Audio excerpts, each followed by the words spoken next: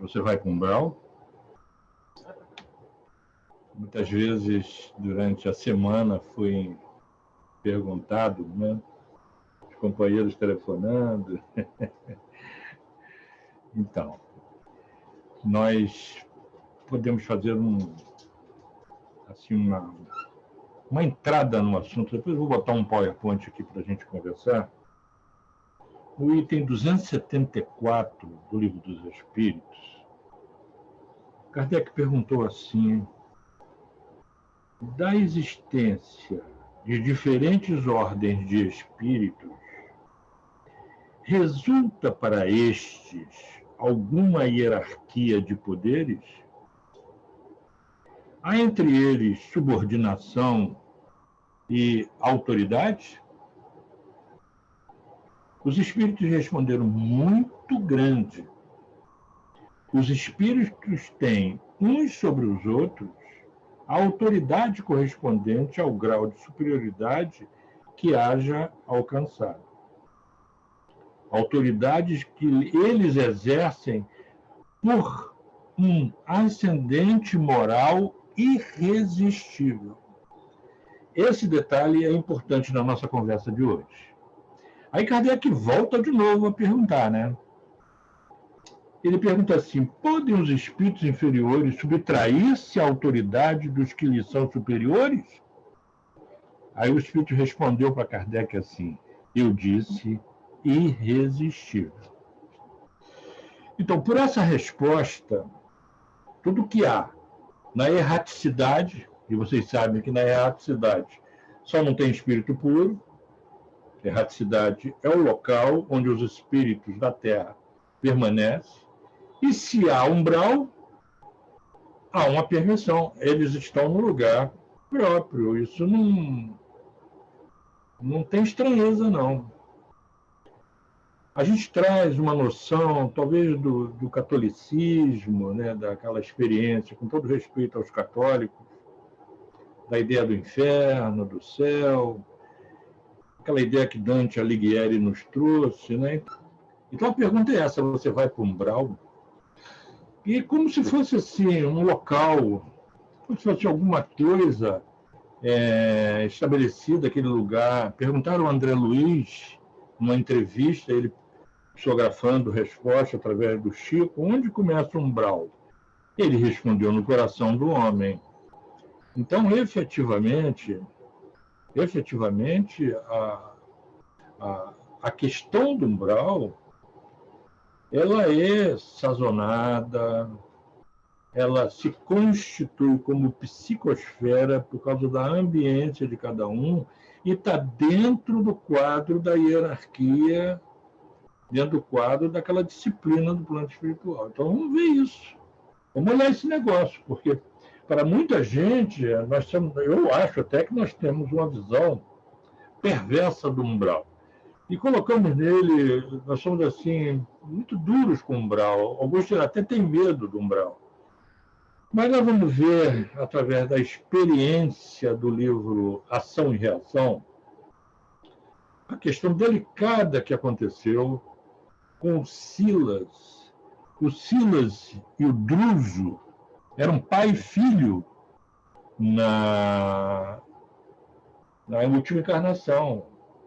O Druso era um advogado de nome Ada, bem famoso, e o Silas era um médico.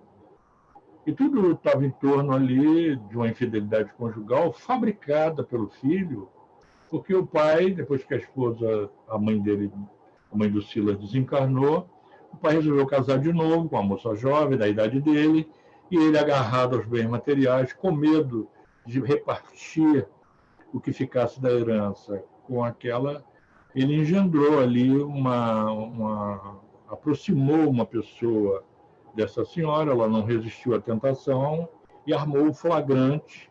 O pai, desesperado, viu isso, acabou envenenando a própria esposa, e o pai confessa isso a ele. Ela desencarnou e foi dito que foi suicídio, mas não foi. Foi o próprio marido que suicidou, entre aspas, aquela moça, né?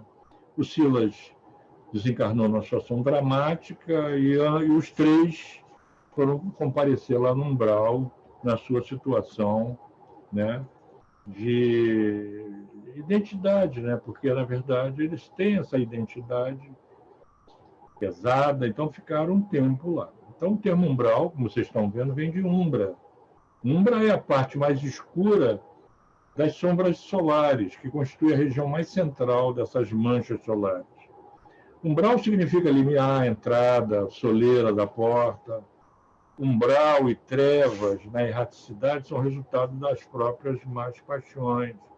A pessoa com as suas más paixões, ela permanece um tempo, né?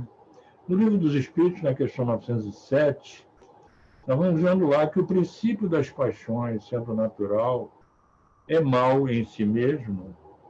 Então, aqui a gente tem que dar uma olhadinha sobre essa questão das paixões, porque a paixão em si não é um mal, está aí, ó, não é um mal em si.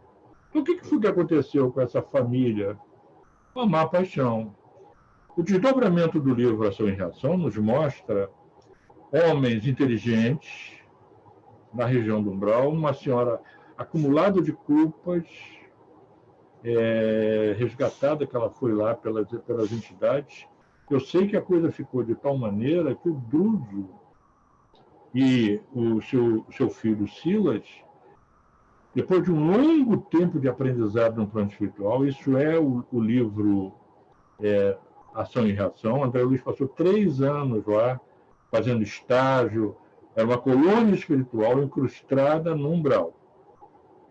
E o objetivo fundamental era resgatar pessoas para preparação reencarnatória, pessoas desencarnadas que estavam no umbral e fazer incursões de resgate para, naquele período estagiário ali, dentro daquela colônia, pudessem ser recuperados e enviados para a reencarnação.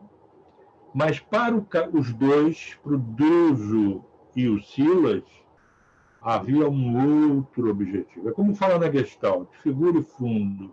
Para eles tinha um fundo diferenciado, né? Eles queriam resgatar aquela mulher que ele envenenou e que o filho tinha armou aquela cilada moral. Os dois estavam endividados com a consciência, mas vejam, os dois estavam, pela inteligência deles, pela mudança do princípio, por pensar de maneira diferente, depois de muito tempo no umbral, eram coordenadores de uma colônia espiritual dentro do umbral. Gente, nós temos chance, concorda? Nós não fizemos pelo menos nessa vida, não fizemos nada disso. Esses dois não foram fáceis, mas olha só, aproveitou-se o que tem de melhor, se aprimoraram. Mas a finalidade dos dois, mais finalística, era resgatar aquela senhora desencarnada. Até que um dia eles conseguem. Vocês lendo o livro, é até emocionante o final, que imediatamente eles levam aquela senhora desencarnada, muito mal espiritualmente, resgataram das regiões tenebrosas do mal, por causa da culpa, os espíritos obsessores se aproveitaram da culpa, do deslize que ela fez. E aí foram se preparar para o processo reencarnatório. Eles devem estar aí, porque pela data do livro, eles devem estar agora aí com uma idade do Luiz Alberto, assim, do Adilson, então tudo nessa idade mais ou menos. Está todo mundo reencarnando, se é que não está aqui entre a gente, né? É só olhar os advogados e médicos aí presentes no nosso grupo. Então, a questão do princípio das paixões não é um mal em si, a paixão é uma coisa boa. O excesso, provocado pela vontade, aí é que é. O abuso é que causa o mal. O que aconteceu? Apego ao dinheiro, o marido ao ciúme, porque pegou um flagrante, mas esse flagrante foi armado pelo filho, botou um sujeito lá para seduzir ela e ela caiu nas garras dessa situação. Então, gente, vamos fazer uma pergunta para o Kardec, né? Vamos perguntar o seguinte, explica para a gente aí, Kardec, como um espírito recém-desencarnado se sente? Onde é que ele fica? O que acontece com ele, né? Aí, na questão 224, diz que a alma ela vive um intervalo das encarnações como espírito errante, que aspira a um novo destino que espera. Então, é passagem, é provisório, é estágio. Mas como vocês viram naquela pergunta que eu li, quando eu li para vocês a questão 274 do Livro dos Espíritos, a hierarquia, ascendentes morais. E quando a pessoa vai melhorando, ela vai ascendendo e vai co-participando do seu processo reencarnatório. Na questão 224A, Kardec pergunta como é que dura esse intervalo no plano espiritual, na erraticidade, né? A resposta dos espíritos diz que desde algumas horas até alguns milhares de séculos, propriamente falando, quer dizer, não há limite estabelecido para o estado de erraticidade, que pode prolongar-se. No livro Libertação, aquela entidade chamada Gregório, que foi o Papa Gregório, foi queimado vivo pela Inquisição, estava mais de 1000 anos lá, né? Então, depende da depuração do espírito, né? No item 224B, está lá, essa duração depende da vontade do espírito ou é imposta como expiação? Então, vem uma resposta que dá o que pensar, que fala de livre-arbítrio. Quem acompanhou a Teresa nos estudos referentes ao Leon Denis, do ser, do destino da dor, ela está fazendo um estudo sequencial, filosófico. Leon Denis era um filósofo, né? Essa questão do livre-arbítrio é muito importante, né? É uma consequência do livre-arbítrio. Os espíritos sabem perfeitamente o que fazem. Mas também, para alguns, constitui uma punição que Deus lhe inflige. Os outros pedem que ela se prolongue, a fim de continuar estudos que só na condição de espírito livre podem efetuar-se com proveito. Nós podemos citar, eu sei que vocês sabem vários exemplos, mas eu vou dar 2 aqui. Um é o Camille, aquele poeta do livro da Ivone Pereira, Castelo Branco, aquele poeta que suicidou-se, né? Lembram da história do Memórias de um Suicida? Livro excelente para quem faz atendimento fraterno, quem é esclarecedor de reunião mediúnica. Lá o que aconteceu? Então, o poeta português, no final do século XIX, quase início do século XX, ficou cego. Não aguentou a prova, muito orgulhoso, não aguentou a prova, deu um tiro no ouvido, suicidou-se. E existe uma colônia espiritual acima de Portugal e Espanha. Aliás, a Eliana citou outro dia essa colônia espiritual para nós, regido por Maria de Nazaré, não é isso, Eliana? Então, um grupo de espíritos especializado em resgate de entidades suicidas fez uma varredura nas principais capitais da Espanha e de Portugal e reuniu nessa colônia acima desses 2 países um tratamento sensacional. E você que está acostumado com o André Luiz, você vai ver que autenticidade dessa obra. Essa obra ela é uma obra-prima. Ivone Pereira, eu tive a felicidade de passar uma tarde com ela uma vez. Conversamos bastante lá na Piedade, na casinha onde ela morava. E ela contou vários episódios de bastidores. Era uma conversa muito boa, muito agradável na nossa conversa, né? Então, ali, o que aconteceu? Todos os colegas da turma dele foram reencarnando. Ele relata o processo reencarnatório desses espíritos. Ele relata. Ele diz, o caso, por exemplo, do dono daquela adega de vinhos, que vendia vinhos. A família dele entrou na prostituição para sobreviver e ele ficou atormentado no plano espiritual. Tinha um que era materialista, ateu, que não aceitava a constituição do espírito. Imagina, um espírito desencarnado, numa época que o espiritismo não estava ainda muito bem estabelecido no Brasil, imagina em Portugal. Aí, lá tinha Fernando Lacerda no início do século XX, né? Mas era um médium, que era uma demanda muito grande. Então, eles tinham que fazer um trabalho de argumentação para que o espírito acreditasse que ele não morreu, que, na verdade, ele está desencarnado, mas o corpo dele morreu, mas ele não. E aí todo mundo vai embora e fica o Castelo Branco, ele fica. E aí ele soube que existia numa certa pairagem espiritual, num certo âmbito espiritual, uma colônia que treinava médiums para trabalhos específicos na área do movimento espírita, estava progredindo, se preparando, como está acontecendo hoje. Portugal hoje, Espanha hoje, é repleta de casas espíritas. No período do Salazar em Portugal e do outro ditador da Espanha, que não me recordo o nome, a coisa ficou mais difícil, né? Então, os coordenadores falaram, ele pediu, né, eu quero ser um passista, eu quero trabalhar, quando eu reencarnar, eu quero vir para o Brasil, eu quero trabalhar no movimento espírita, eu adorei o movimento espírita. Ele conheceu o Chico Xavier, inclusive. Quer dizer, ele desencarnado, ele viu o Chico Xavier encarnado. Os espíritos disseram, meu amigo, olha só, você é um passageiro clandestino aqui. Você tem que reencarnar. Ele estava com medo de reencarnar, pedindo tempo. E mais tarde ele reencarnou. Olha, vou botar para vocês uma hipótese. Eu acho que foi o nosso querido Mileco.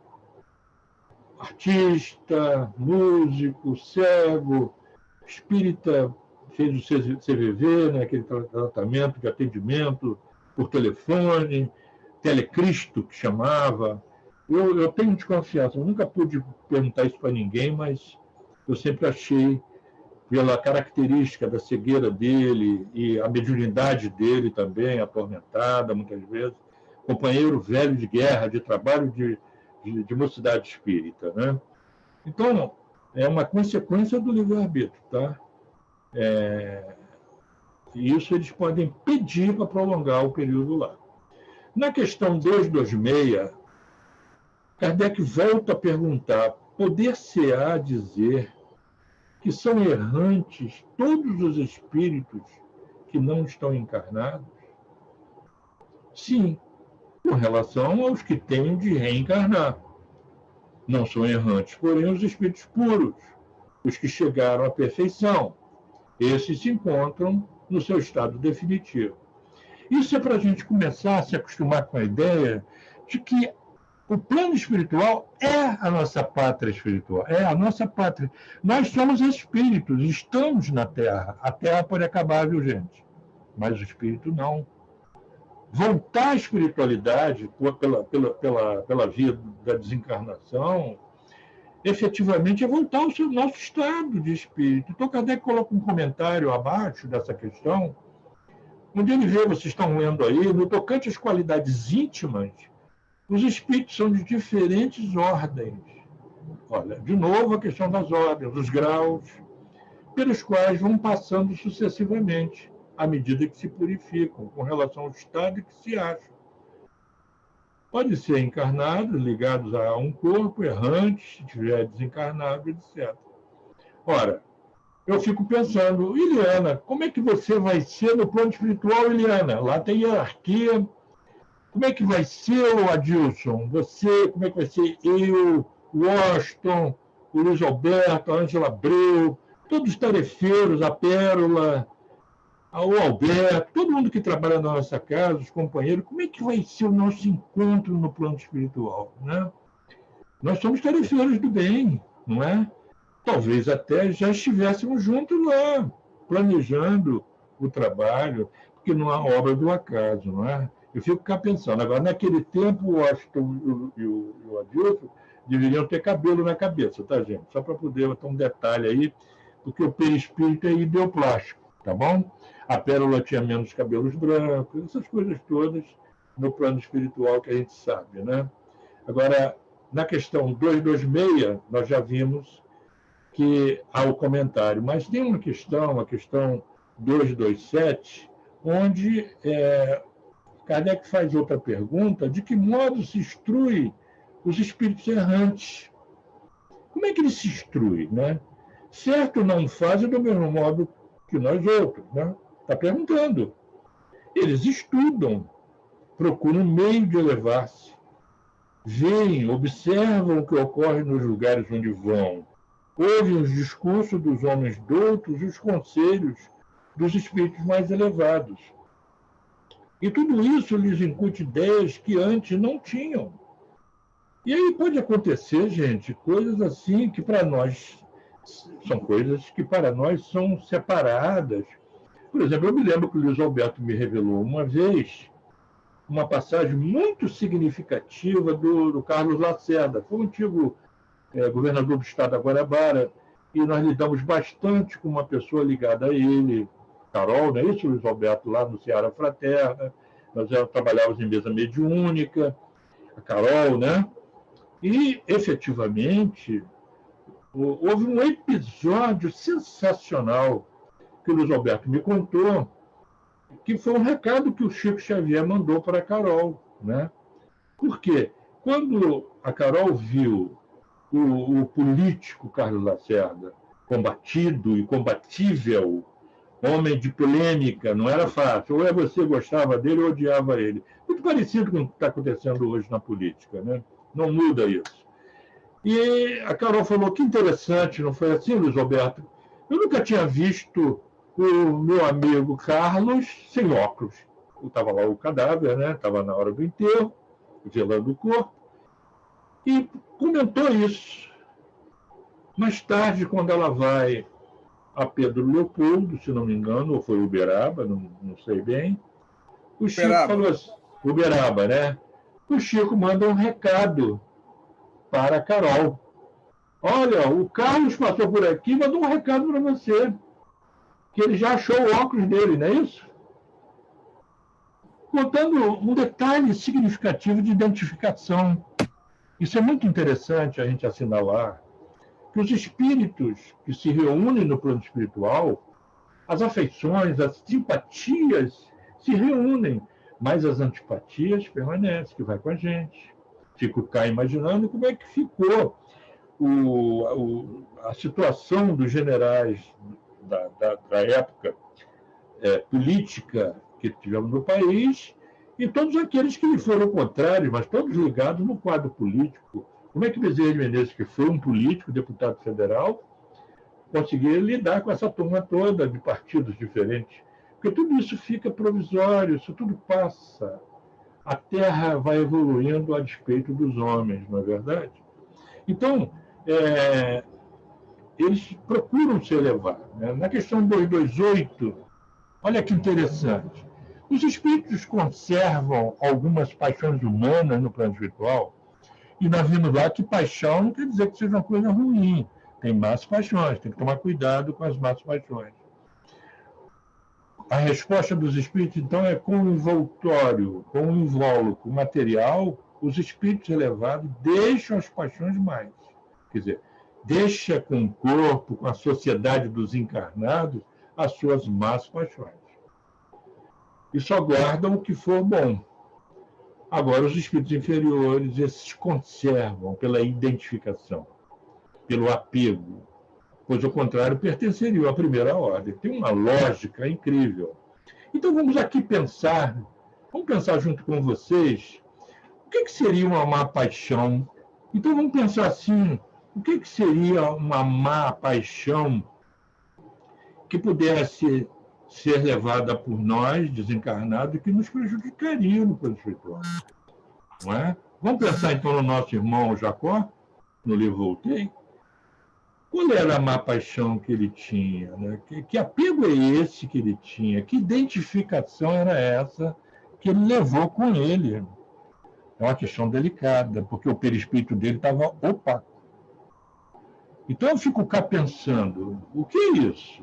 Então, efetivamente, você precisa olhar para você, eu preciso olhar para mim, e pensar o que eu posso deixar aqui, né?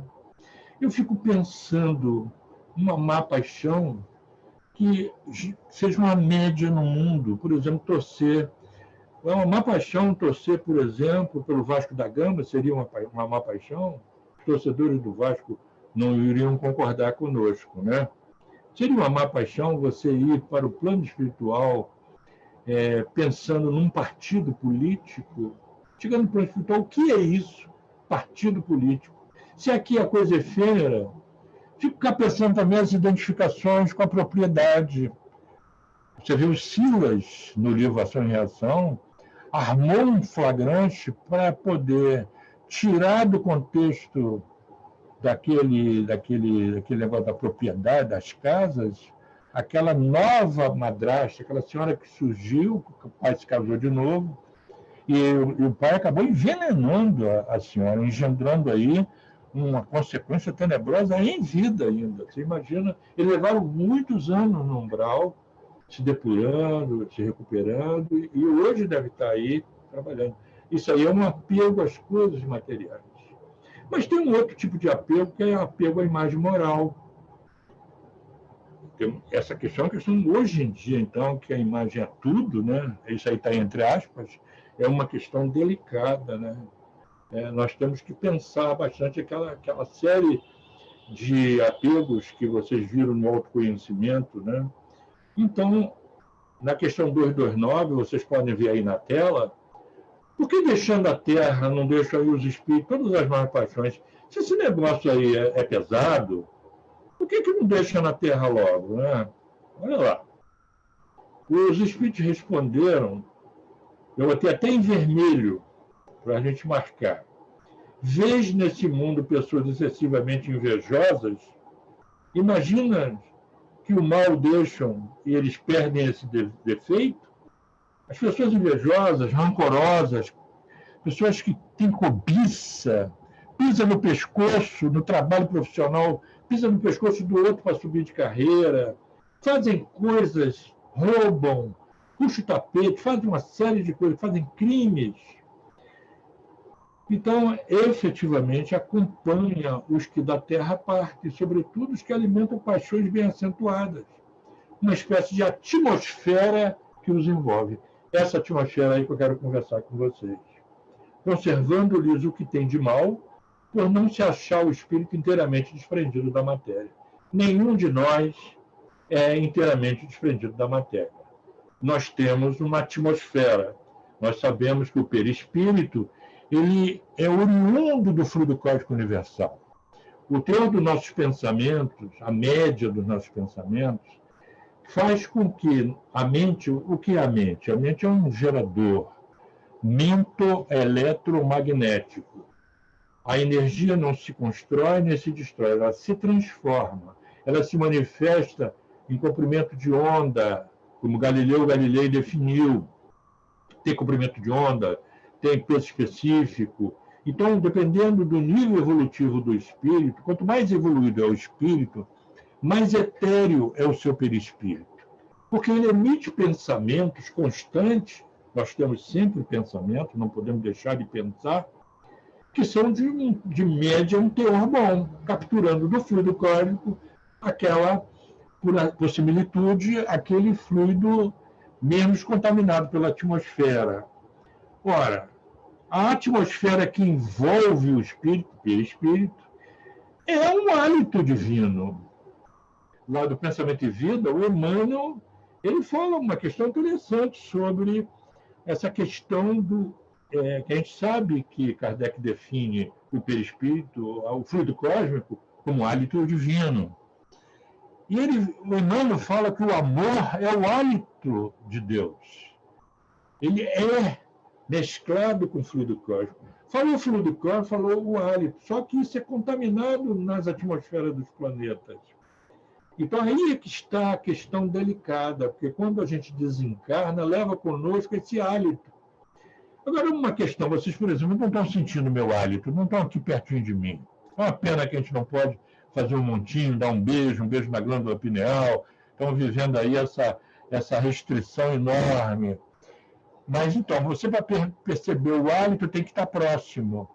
Então, a tese que o Emmanuel traz para a gente, que dá para pensar, é que para podermos capturar melhor o hálito divino, precisamos nos aproximar dele através do pensamento bom, através da prece, procurando desapegar-se daquilo que pode prejudicar essa questão mais evolutiva, né?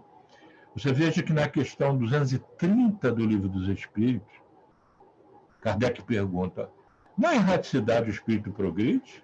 Olha o exemplo do André Luiz. Desembarcou lá como suicida indireto, hoje é um benfeitor.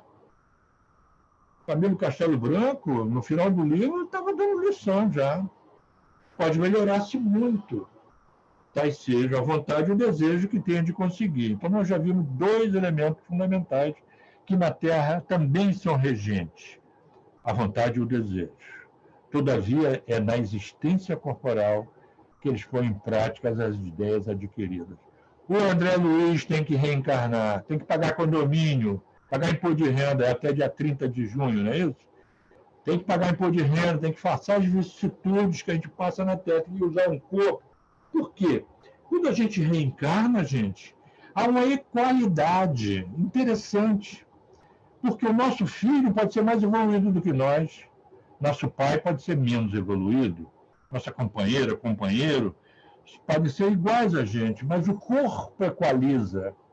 E lá na Gênesis, no capítulo 14, olha, gente, todo espírito trabalhador do bem precisa conhecer o capítulo 14 da Gênesis, fala sobre os fluidos.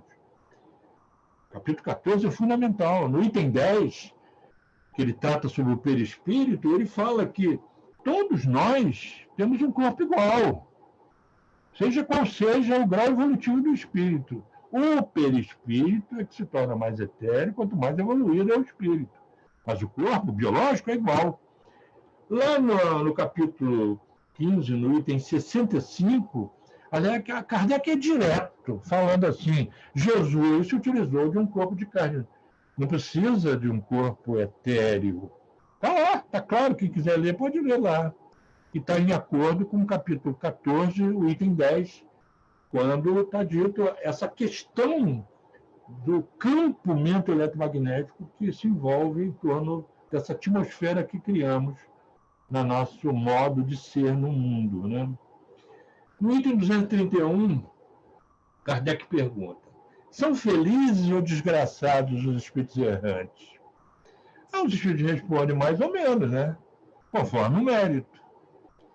Sofrem por efeito das paixões, cuja essência conservaram, ou são felizes de conformidade com o grau de desmaterialização a que hajam chegado. Na erraticidade, o espírito percebe o que lhe falta para ser mais feliz e desde então procura os meios de alcançá-lo. Olha em vermelho aí, ó. Nem sempre, porém, é permitido reencarnar como fora do seu agrado. Isso tem uma programação, a hierarquia, representando isso para eles, muitas vezes como se fosse uma punição. Eu tenho um registro de mediunidade lá no Centro Espírita Seara Fraterna, um quadro que eu acompanhei de um rapaz que era fumante. E esse rapaz, eu acompanhei bastante o caso dele, era muito fumante inveterado, e ele desencarnou, e eu acho que foi soropositivo, numa época que ninguém conhecia direito a doença. O caso dele a gente estudou bastante. E um dia, na mesa mediúnica, passado aí uns 3 ou 4 anos, ele vem, ele era conhecido no centro, um rapaz novo, não era novinho, mas era novo, né? E ele contou que pagou um mico, seria na linguagem de hoje, muito grande, porque ele já está em recuperação, mas quando vem a vontade de fumar, aparece um cigarro materializado na boca dele, fumegando. Ideoplastia é o nome disso. Isso se tratando de cigarro. E aí fica um alerta aí para os espíritas que fumam, tá? Tomem cuidado. Efetivamente, nós estamos tratando de uma pessoa que tem, nesse caso, uma identificação ou uma compulsão pelo fumo. E as outras coisas? E as outras compulsões? Como é que fica no plano espiritual? Não precisamos falar sobre elas, mas dá para pensar, não dá? É uma questão para a gente elaborar na nossa mente como é que seria isso. Então, a gente vai fazer aqui um resumo, né? Olha só, vou botar aqui o resumo do que Kardec já falou, porque isso vai nos ajudar a compreender melhor isso. Olha só. Então, vocês já perceberam que o espírito desencarnado é um espírito errante. São errantes os que têm de reencarnar. Não são errantes os espíritos puros.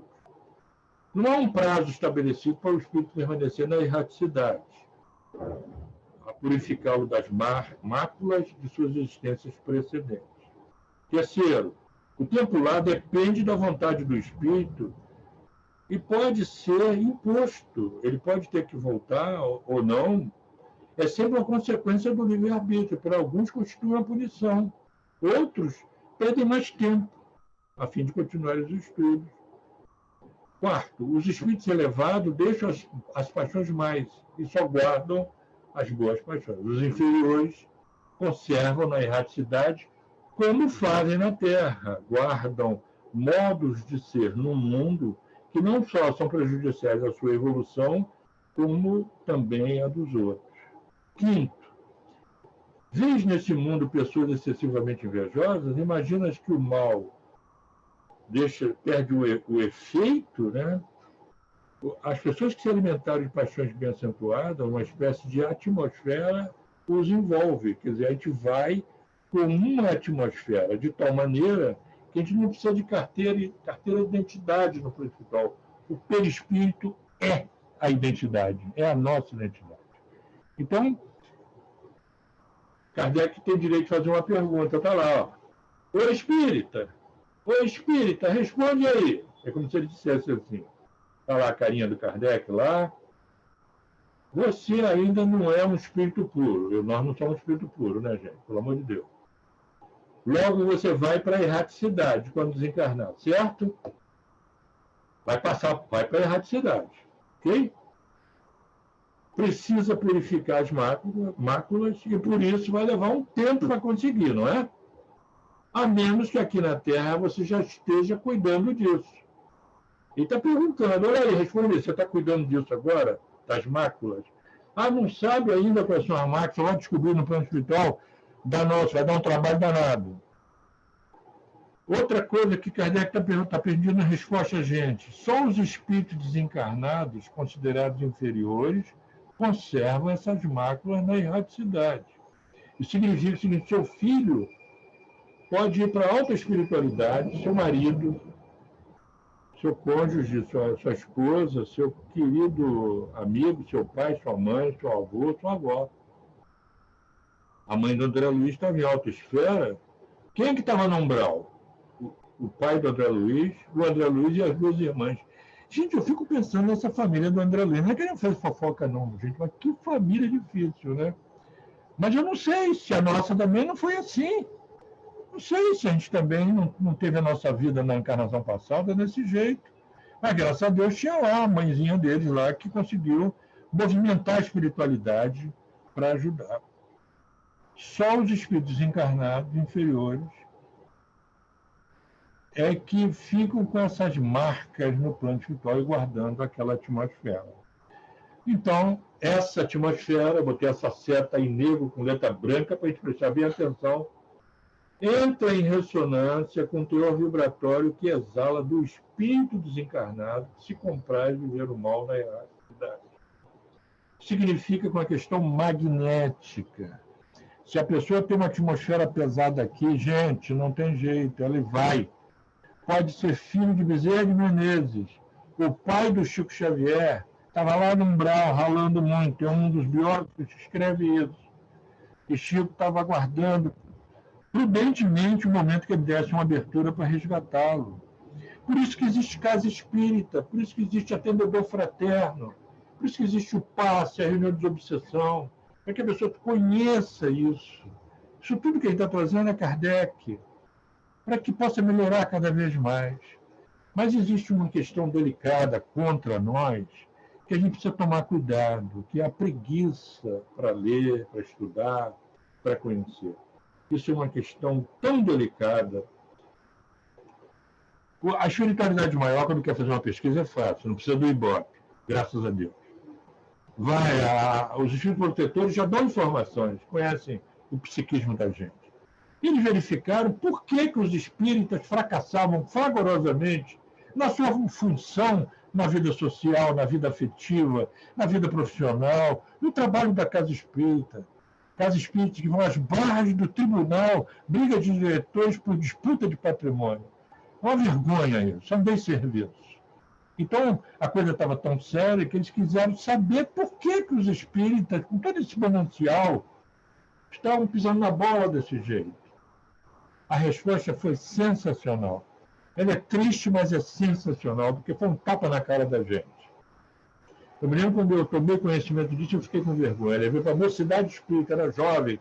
Nós já fomos jovens, viu, gente? O pessoal mais novo aí, nós já fomos jovens, já vivemos a juventude, né? Lá dizia que, a despeito das quedas morais espetaculares, a grande causa era a preguiça mental. Porque desconheciam, eram ignorantes do estado espiritual, ignorantes das consequências, como crianças feridas, como diria o Jung. Por isso que Jesus falou lá na cruz, Pai, perdoai. É tudo criança ferida. Jesus não falou isso, né? E Jung veio muito tempo depois. É tudo criança ferida. Nós somos crianças feridas. Então, nós temos um desafio enorme nessa parte negra com a seta. Essa atmosfera entra em ressonância com o teor vibratório que exala do espírito. Que atmosfera? A atmosfera do umbral atrai, e a pessoa vai para lá até perder a atração, até desimantar. Então, olha só, dá uma olhadinha aí, eu vou deixar para vocês verem. Só uma partezinha do umbral, tá, gente? Atmosfera pesada, né? Atmosfera pesada, difícil. Umbral, decorrente. Decorrente de quê, gente? Decorrente das más paixões vividas na Terra e mantidas na erraticidade depois da desencarnação. Então, a grande questão é essa. Muita gente do lado que é considerado cientificista. Olha, Kardec não era cientificista nem religiosista, tá? Kardec usava o tripé. Ele sabia costurar tudo isso. Mas é o bom senso encarnado, né? Como Leon Denis também. Muita gente fala assim, mas o cristianismo decorrente da deturpação católica invadiu o movimento espírita. E tem muito espírita que é espiritório, né? A gente ouve isso, eu fico com pena quando eu vejo isso, porque são pessoas que não estudaram, que não entraram na compreensão. Como eu vi aquele movimento, eu fui ao México, Miami, Nova York, e vi a movimentação de um grupo chamado os cientistas espíritas, que queriam tirar o evangelho segundo o espiritismo da base kardeciana, porque achavam que aquilo ali foi um fracasso de Kardec, porque ele aceitou a questão moral, a ética. Quando fala moral, fala em ética, né? Dentro do contexto da doutrina. Emmanuel, através de uma mensagem, através do Divaldo, ele disse: se tirasse o evangelho da doutrina espírita, ela seria considerada uma mera matéria das faculdades e morreria logo adiante. Então é uma questão muito delicada a gente pensar isso, né? O que vocês estão vendo aí, gente? Ele captura, né? O espírito, com a sua mente, emite pensamentos continuamente, criando um campo mento-eletromagnético que constitui o perispírito. Essa irradiação aí é bem diferente dessa outra aqui, ó. Concorda? A diferença é brutal. É brutal. É isso que as pessoas têm medo do umbral. É isso que as pessoas têm medo. Ai, meu Deus, eu não quero ir para lá. Mas por que vai para lá? Não é ir para lá, já está. Se vai para lá é porque já está. Olha aqui agora. Está na lama? Tira a lama, sai da lama. Age agora. O espiritismo é agora, é aqui. É aqui agora, é hoje. Então não tem que ter medo lá. Tem que pensar agora como adulto. Essa é a questão junguiana que a Joana de Anjos está trabalhando. Você se lembra que na questão 919 do Livro dos Espíritos, Santo Agostinho, lá no subitem A, fala sobre faça como eu fazia, lembra? Ele dá um conselho dele, lá na Idade Média. Todo dia passava em revista meus pensamentos, o que eu não fiz legal. Ele era católico, cheio de pecados. Ele, antes de ser Santo Agostinho, era só Agostinho. Ele era pior do que todos nós juntos, gente. E ele se transformou num espírito de escola, como aconteceu com Saulo de Tarso também. Mas então, hoje, Joana de Anjos pega um outro como, pegou o como lá no Jung. Nós precisamos crescer o adulto em nós. O adulto interno para dialogar com a nossa criança interna, essa criança brincando de viver. As crianças estão jogando num tabuleiro de brincadeira. Uma delas se enfurece porque está perdendo, vira o tabuleiro e fala: agora não quero mais brincar, não. Passa para outra coisa. As crianças são assim, pacientes, irresponsáveis. Então, luz é isso, vibração. Mas aquele que disser que é humilde já não é mais. Aquele que disser que tem luz, temos que tomar cuidado. Uma senhora, muito daquelas carolas, chegou para o Chico e falou: Chico, meu amigo, imitava até a voz dele, ele falava assim, então. Você está vendo uma luz acima da minha cabeça. Foi um biógrafo dele que escreveu isso, que assistiu isso. Ele olhou uma lâmpada que disse: estou vendo, minha irmã, estou vendo uma luz acima da sua cabeça.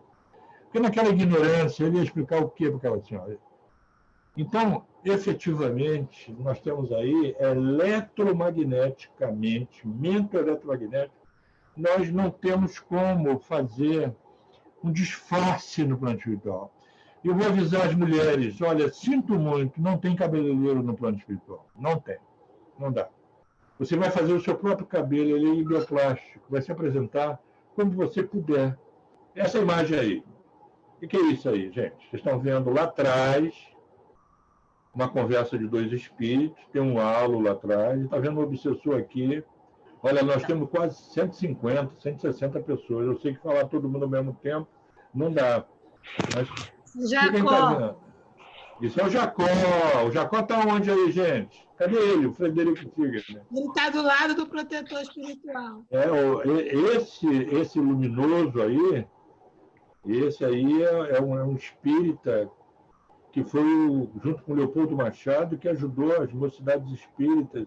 A minha geração foi beneficiada por esse homem aí. Amaral Ornelas, nome de casa espírita hoje, mas um grande espírita, que desde jovem, eu tenho um respeito muito grande pelo Amaral Ornelas, né? E ele aparece aí ajudando o Jacó a compreender. Esse espírito que está aí grudado com esse alcoólatra, ele não conseguiu ser orientado pelo Jacó quando o Jacó era dirigente de mesa mediúnica. Vamos relembrar, gente, por que o Jacó não conseguiu, quando estava encarnado, convencer esse espírito. O Jacó falou assim: eu quero lá ver o espírito que eu não consegui convencer. Que o Frederico Figner, o Jacó, ele achava que tinha que convencer os espíritos, doutrinar, meter a doutrina na cabeça dos espíritos. E a esclarecer, clarear, trazer, desintoxicar mentalmente. Então está dito lá que esse espírito que está aí, quando viu Jacó, veja o detalhe, ele não viu o Amaral Ornella, viu o Jacó.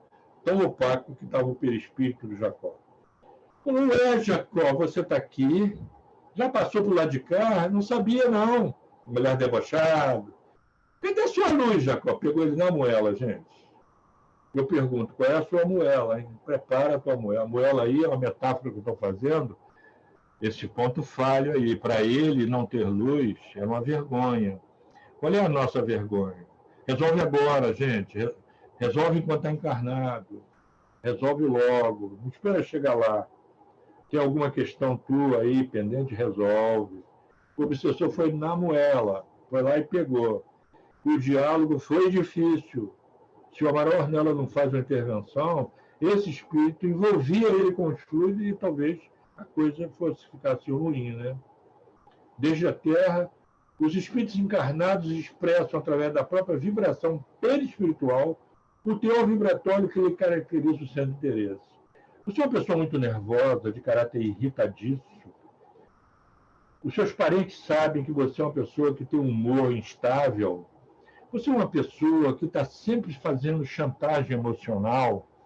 Você é uma pessoa que está sempre preocupada, farinha pouca, meu pirão primeiro. Cuidado. Cuidado. Está sempre preocupado em estar no play. Não saiu do play ainda, já está com 55 anos de idade, ainda está no play. Cuidado. Cuidado com o centro de interesse. Você é um espírito encarnado. Há um propósito em jogo. Qual é o teu propósito? Você reencarnou para quê? Com que finalidade? Fizendo todo um projeto de um corpo, uma família, uma sociedade. Para quê? Para você ficar no play? Essa é uma questão que atravessa a nossa existência, né? Assim define o próprio grau, né, o centro de interesse evolutivo para o qual atrai as semelhantes companhias espirituais. É assim que a gente vai para o umbral para ficar, não é passar pelo umbral, porque desde aqui já está marcando a password, já está com bilhete de ida, com estância já garantida lá no umbral, né? Então, a umbral é uma região provisória do espaço que está mais próxima da crosta terrestre. Não vamos falar mal do umbral, é uma depuração, um filtro importante. Importante. Ninguém entra equivocado no plano espiritual. Um autista é aquele que não quer ver os seus próprios erros, se volta para dentro de si mesmo e fica fechado, e muitas vezes reencarna autista porque não quer ver a verdade, né? Então, olha lá, é porta da erraticidade. Nós vimos que erraticidade é o lugar de todos nós. Nós não somos espírito puro. Então, umbral é porta. Nós vamos passar por ela agora. O magneto que vai nos arrastar. A questão 893 do Livro dos Espíritos, ela é muito clara. Eu adoro essa questão, porque ela me orientou muito desde jovem. Os espíritos dizem a Kardec, na questão 893, que evitar o arrastamento das más paixões é algo possível para nós. E que a mais meritória das virtudes seria aquela em que todos os nossos pensamentos e ações fossem pautadas no desinteresse, desapego, né? A gente não está lá ainda. Mas eu creio que nós, tarefeiros do bem, nós somos espíritas, mesmo aqueles que não são do tarefeiros, que estão se aproximando do movimento espírita. Graças a Deus, meu irmão, há milênios a espiritualidade quer te aproximar da luz da doutrina espírita. Aproveita, porque tem 3 estágios do ser espiritual com o espiritismo. Ele entra na doutrina, no movimento espírita, no livro, no contato, no Zoom. Agora tem que incluir o Zoom também. Depois isso vai entrando na pessoa, vai percolando, vai preenchendo a alma. E o terceiro vai saindo através das ações. O que faltou no Jacó foi isso, sair dele. As atitudes dele não eram condizentes, o obsessor seguia ele. E via que ele falava uma coisa e fazia outra. Então a palavra dele não tinha mérito nenhum. Ora, nós estamos aqui diante do seguinte aspecto para a gente refletir. O espírito recém-desencarnado na erraticidade passa pela porta e pode sentir-se atraído para a atmosfera na qual já vivia na Terra, dando continuidade ao seu modo de ser, em outra faixa vibratória. Amigos, cuida agora. Procura os amigos, de preferência os inimigos, que eles vão apontar com mais facilidade. Então, a pergunta que o espírita se faz, qual é a pergunta que o espírita pode fazer a ele mesmo, hein, gente? Qual é a pergunta? O que preciso começar a fazer hoje para que, ao desencarnar, eu possa passar pela porta da erraticidade, umbral, e não ficar nela aprisionado? Essa é a pergunta. A pergunta original é falsa. Você vai para o umbral? A pergunta que eu fiz foi uma provocação.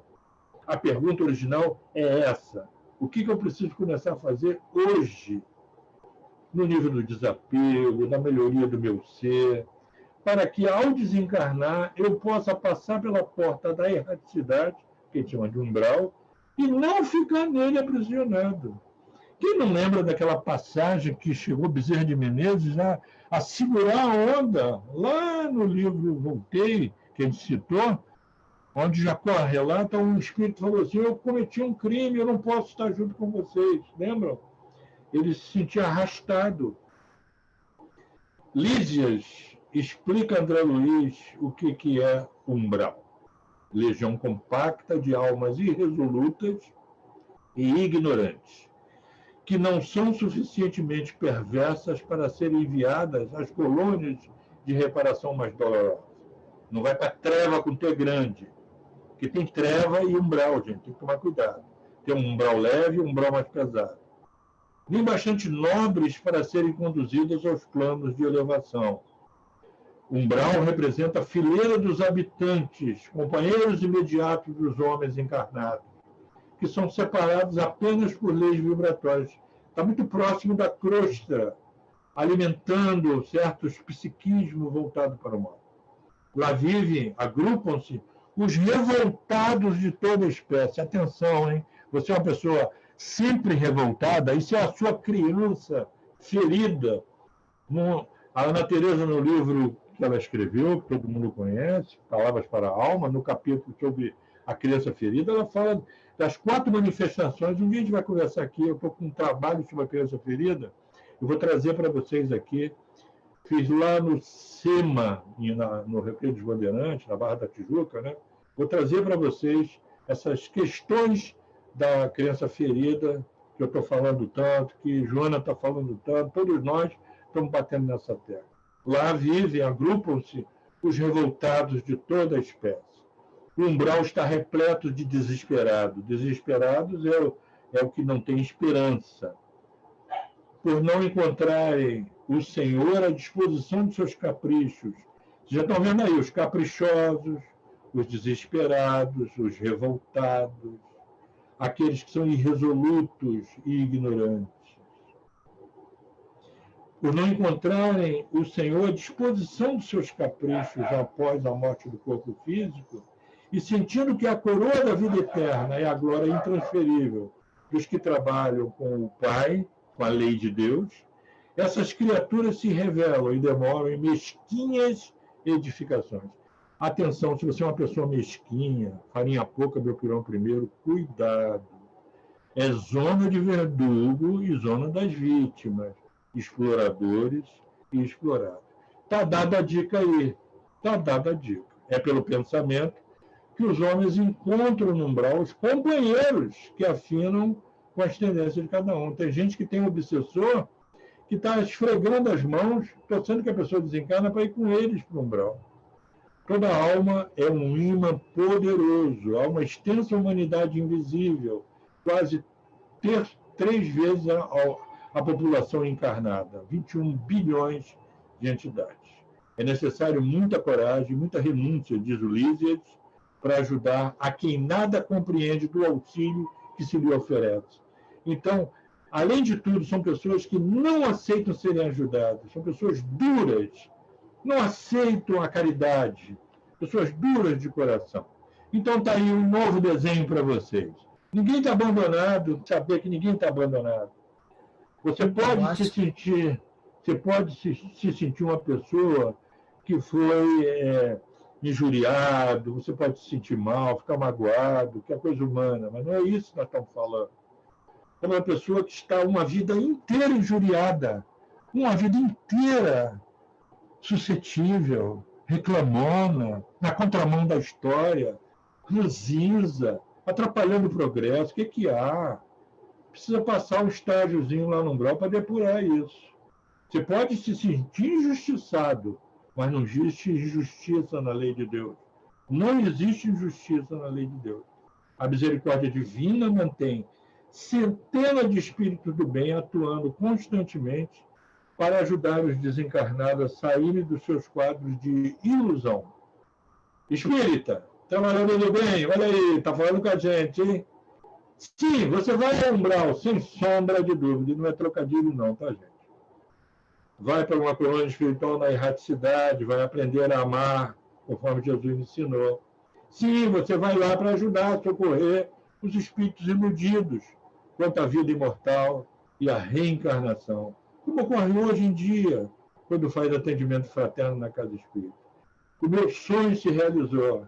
Desde que eu me entendo por gente, eu queria que a casa espírita, todos os trabalhadores fossem atendedores fraternos, que a casa fosse um lugar onde você bateu na porta, você vai ser atendido. Graças a Deus, nós estamos conseguindo isso.